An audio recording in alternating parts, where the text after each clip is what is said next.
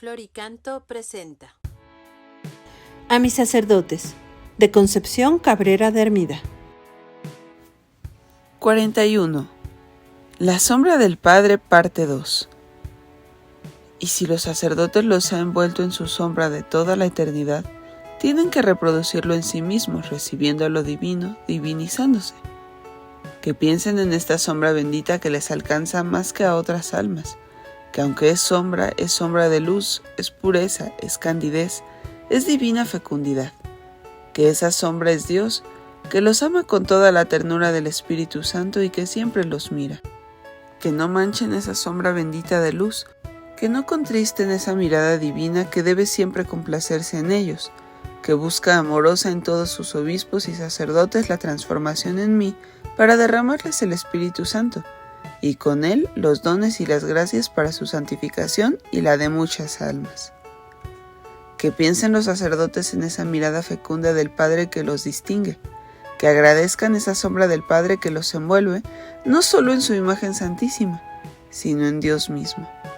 Que no rasguen ese velo de amor divino que los envuelve, que vivan a la sombra de esa sombra del Espíritu Santo que aleja a Satanás y que los eleva de lo terreno a lo divino. En cada sacerdote se proyecta la sombra creadora y santificadora del Padre por medio del Espíritu Santo. En cada sacerdote se posa la mirada del Padre queriendo absorber en él todas las miradas del sacerdote, puras, todo su ser santificado y transformado en mí. Esa misma sombra que hizo a María concebir al Verbo hecho carne en sus purísimas entrañas, envuelve al sacerdote en cada misa en la que renueva la encarnación del Verbo, su pasión y muerte. Y muchos sacerdotes no se dan cuenta de esa sombra divina del Padre que desciende sobre ellos en cada misa, esa sombra de luz del que es luz, con la que fecundando las especies hace germinar en cada hostia al Verbo divino encarnado. Que piensen en esa sombra fecunda de pureza, de luz, de divinidad, de blancura, de cielo, en la que viven los sacerdotes al consagrar envueltos en esplendores de cielo. Con esos pensamientos, que son una realidad feliz, los sacerdotes se enfervorizarán al ver cómo toda la Trinidad en su unidad los distingue y se les comunica. Y ellos tienen el sagrado deber de recibir, humillados y agradecidos, estas gracias de infinita predilección, de santa fecundidad que deben derivarse de ellos a las almas, y no dejar estériles estos reflejos del Padre en donde está el mismo Dios.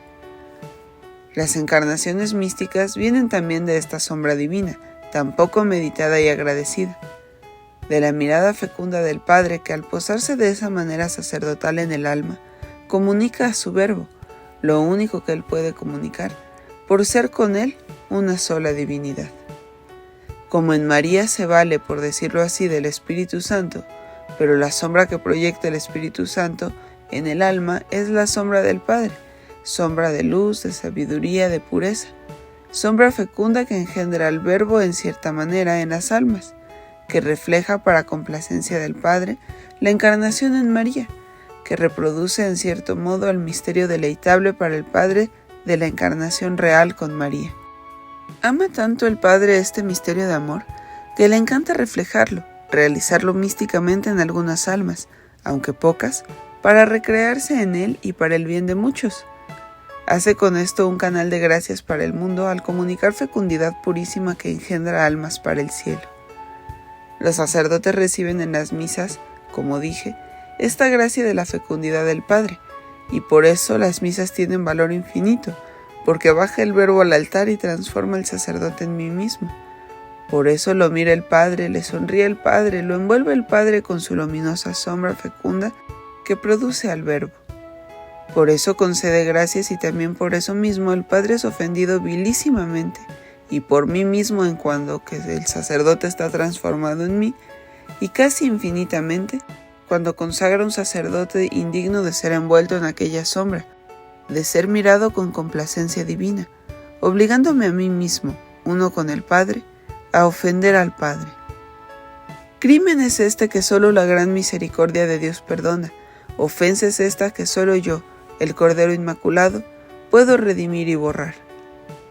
Que piensen, que se penetren seriamente y profundamente mis sacerdotes de estos pensamientos de la sombra del Padre, de la mirada del Padre, de la sombra del Espíritu Santo por el Padre, de la ternura incomparable de la Trinidad, y que los culpables se arrepientan, y que los buenos se enfervoricen para su bien, para el bien de mi Iglesia, y para la gloria de mi Padre, que no puede darles más, porque les ha dado a mí mismo, su Verbo, por el Espíritu Santo. Ya no más pecados ni ingratitudes en los míos, que reaccionen si me aman, y que sean por fin una cosa conmigo en la unidad de la Trinidad.